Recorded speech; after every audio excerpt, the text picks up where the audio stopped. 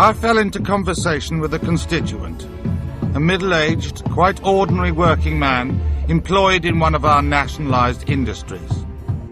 After a sentence or two about the weather, he suddenly said, "If I had the money to go, I wouldn't stay in this country." With the recent happenings we've been witnessing in the world right now, in the West especially, I think it's relevant for us to check out Enoch Powell's Rivers of Blood speech. Was he really racist, or was he being a realist? Guys, let's check this one out. Watching a nation busily engaged in heaping up its own funeral pyre. British Conservative politician Enoch Powell. In 1968, he delivered a speech to a Birmingham branch of the Conservative Party, which was later dubbed the Rivers of Blood speech. In it, Powell quoted Virgil's poem, the Aeneid, in which Virgil, envisaging a war, pictured the river Tiber foaming with much blood. Powell's foreboding was based on his observation that Britons were starting to feel like strangers in their own land. How true is this, guys? Because this is becoming a rhetoric that has been echoed in this day and age. Even though this video is old, some people say it's aged like wine. And Powell was more of a visionary. A week or two ago, I fell into conversation with a constituent, a middle-aged, quite ordinary working man employed in one of our nationalised industries. After a sentence or two about the weather, he suddenly said, "If I had the money to go, I wouldn't stay in this country." I made some deprecatory reply to the effect that even this government wouldn't last forever, but he took no notice and continued. "I have 3 children, all of them been through grammar school and 2 of them married now with family. I shan't be satisfied till I've seen them settled overseas. In this country, in 15 or 20 years' time, the black man will have the whip hand over the white man." This line generally sounds like he's targeting the black man, but from his observations and from the comments, I believe he's referring to different cultures coming to either take over this culture or dilute this culture. And by this culture, I'm talking about the British culture. And what I hear is a man trying to preserve his own country's way of life. I can already hear the chorus of execration. How dare I say such a horrible thing? How dare I stir up trouble and inflame feelings by repeating such a conversation? The answer is that I do not have the right not to do so. Here is a decent, ordinary fellow Englishman who in broad daylight, in my own town, says to me, his Member of Parliament, that his country will not be worth living in for his children. I simply do not have the right to shrug my shoulders and think about something else.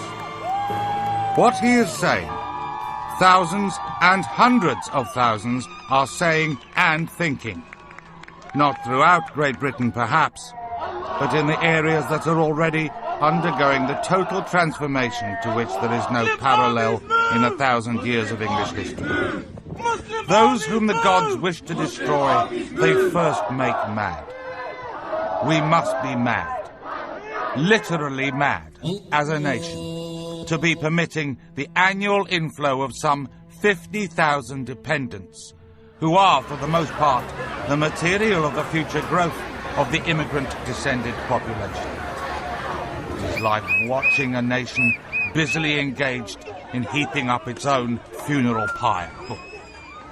There are among the Commonwealth immigrants who have come to live here in the last 15 years or so many thousands whose wish and purpose is to be integrated and whose every thought and endeavour is bent in that direction. But to imagine that such a thing enters the heads of a great and growing majority of immigrants and their descendants is a ludicrous misconception, and a dangerous one to boot. We're on the verge here of a change. Hitherto, it has been force of circumstance and of background which has rendered the very idea of integration inaccessible to the greater part of the immigrant population, that they never conceived or intended such a thing, and that their numbers and physical concentration meant the pressures towards integration which normally bear upon any small minority did not operate. Now we are seeing the growth of positive forces acting against integration, of vested interests in the preservation and sharpening of racial and religious differences, with a view to the exercise of actual domination, first over fellow immigrants, and then over the rest of the population. Have your flags just not on the barriers, that's it.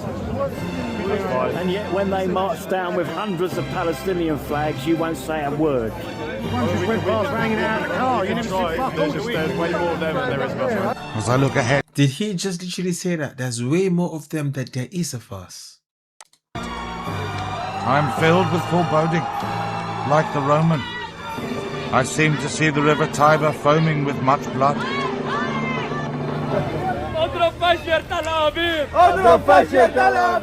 If Powell was alive today, he'd say, "I told you so." Let's be honest. Powell felt something. He saw something. And what I believe he saw was a pattern. He saw a change. He looked ahead and felt something is coming. He probably didn't exactly know how to articulate it. When I say how to articulate it, yeah, he was very articulate. But what he felt, I believe, wasn't directed towards the black people coming in. It was directed at a foreign culture taking over this culture, because it looked like and it felt like back then the government wasn't controlling the numbers coming in. The numbers were kept flooding in, right? And that is what we're seeing right now. Because if two incompatible cultures come together, one would tend to dominate the other. Okay, I believe that what he felt and what he saw was something that they shouldn't have ignored back then. It's something that you should have looked into. Control the numbers coming in, like the numbers in your house, you know, like visitors come to your house. Control the numbers coming in that you can cater to without losing yourself. Right now in the Western world, we can see what is happening. You can see the change. You can feel the shift. All right, you can see it in the government. You can see it in the population. You can walk out and feel it. Okay, I believe that every culture, every country has the right to protect their own way of life. In my opinion, diversity is a beautiful thing, but it's something that needs to be controlled, something that needs to be put in check so you don't lose your own self. And that is the reason why there are many countries, there are many cultures, there are different people. Variety is the spice of life. So guys, after watching this video, what do you think? Do you think Enoch Powell was a racist? Was he right? Was he a visionary? Was he a realist? Did he see a pattern? Or was he just stark raving mad? Guys, I'd like to know your thoughts.